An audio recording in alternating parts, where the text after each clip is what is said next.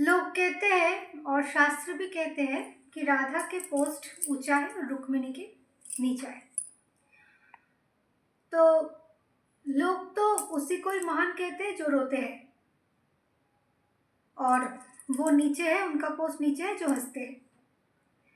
लोग तो कुछ भी कह देते हैं, वो पाखंडी प्रवचक जो कथा बेच के खाते हैं उनसे सुनते हैं, रटते हैं और ऐसे र्यूमर फैला के जीते हैं। पर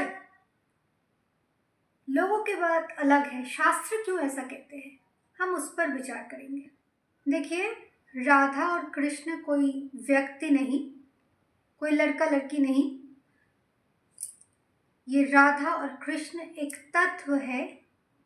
तो पहले बहुत कंसाइजली उसे हम क्लैरिफाई करते हैं। देखिए, एक अवतार पुरुष जो अपने को, अपने राध स्वरूप को पा लिए है, वही अवतार है। अब ये राध स्वरूप मतलब नित्य प्राप्त स्वरूप, अपने स्वरूप को जो पा लिए है, तो वो अवतार जीते ही है उस राध तत्व के सहारे। वो नित्य प्राप्त स्वरूप में रहकर काम करते हैं, कार्य करते हैं। पर राध के साथ एकाकार नहीं हो सकता। क्यों? अर्थात राधा के साथ कृष्ण का मिलन नहीं हो सकता। क्यों? राध शब्द पर ध्यान दो, राधा शब्द पर ध्यान दो। रा मतलब आनंद, आराम, अमृत, कुछ भी कहो। धा मतलब नित्य धावमान वृत्ति, तो आनंद की ओर नित्य धावमान प्रवाह वृत्ति। अगर उस परम आनंद की ओर नित्य धावित होते रहे और उसमें लीन हो जाए, तो वो अवतार का तो कोई अस्तित्व ही नहीं रहेगा, कोई मतलब ही नहीं रहेगा, क्योंकि वो आए ही है दूसरे के कल्याण के लिए। तो उसे तो महाशून्य में लीन होने से काम नहीं चलेगा ना। अगर वो राधा के साथ रहे अथवा राध तत्व में लीन हो जाए, समाहित हो जाए, वही लीला खत्म हो जाएगा। शून्य तत्व शून्य में लय हो जाए।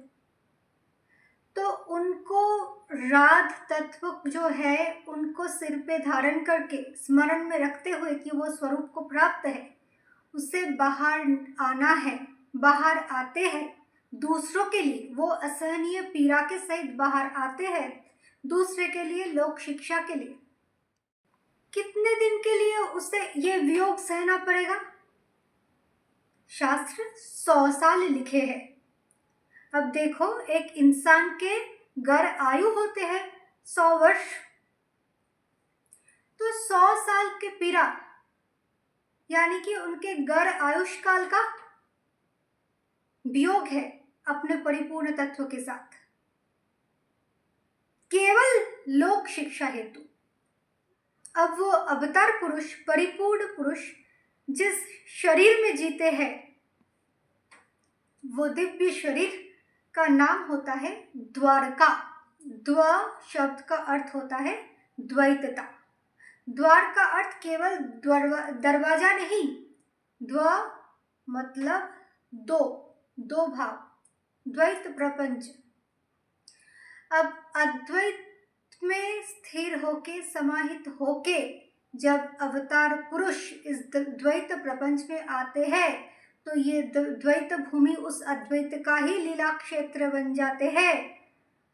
संपूर्ण जगत तब राधा कृष्ण में ही होता है, वो स्वरूप को ही बाहर देखते हैं।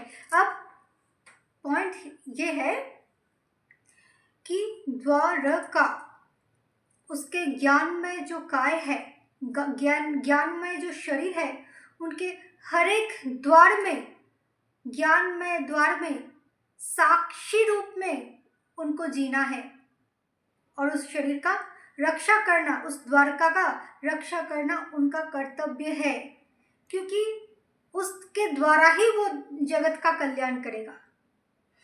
तो वो द्वारकाधीश बनना उसका पहला कर्तव्य है, उस शरीर का रक्षा करना उसका पहला कर्तव्य है। दूसरे के लिए। अब दूसरा कर्तव्य है रुक्मिणी को स्वीकार करना। रुक्मिणी क्या है? प्राण तत्व, महालक्ष्मी तत्व। देखिए, प्राण के बिना तो कोई कुछ भी कार्य कर नहीं सकता है ना। अब रही बात अवतार और परिपूर्ण पुरुष की, तो उनको निरंतर ऊर्ध्वरेता बनके निरंतर आनंदमय और विज्ञानमय कोश में स्थित होकर बाहर व्यक्त रहना है। तो वो जो रखते हैं, वो जो स्थित करके रखते हैं, वो तत्व, वो प्राण, योगस्थ प्राण शक्ति है रुक्मिणी, जो निरंतर उनको याद दिलाते रहते हैं कि वो राध तत्व से जुड़ा हुआ है। नित्य कर्षण तत्व में, आकर्षण तत्व में स्थित है। वो योगस्थ प्राण शक्ति रूपी रुक्मिणी उनको ये भरोसा दिलाते हैं कि मैं अगर अपने अटल समाधि से बाहर निकल के दूसरे के लिए भी जीऊं, तब भी मेरे अपने स्वरूप का कोई हानि नहीं होगा, मैं अपने स्वरूप को खोऊंगा नहीं। इसीलिए राध तत्व को सिर पे धारण करके वो बाहर आते हैं, परंतु उस योगेश्वर की वो प्राण शक्ति, योगस्थ प्राण शक्ति उनके अधीन है। रुक्मिणी उनके अधीन है, क्योंकि वो योगेश्वर महायोगी जब चाहे उस प्राण का उतार चढ़ाव कर सकते हैं, प्राण को त्याग भी सकते हैं, प्राण को शरीर से बाहर भी निकल सकते हैं, अंदर भी कर सकते हैं। वो तो सारे द्वारका का अधीश है ना, पूरे शरीर रूपी द्वारका, ज्ञानमय द्वारका। तो इसीलिए वो प्राण उनके अधीन है, रुक्मिणी उनके अधीन है, इसीलिए वो छोटी है। रुक्मिणी का स्तर छोटी कहा गया इसीलिए,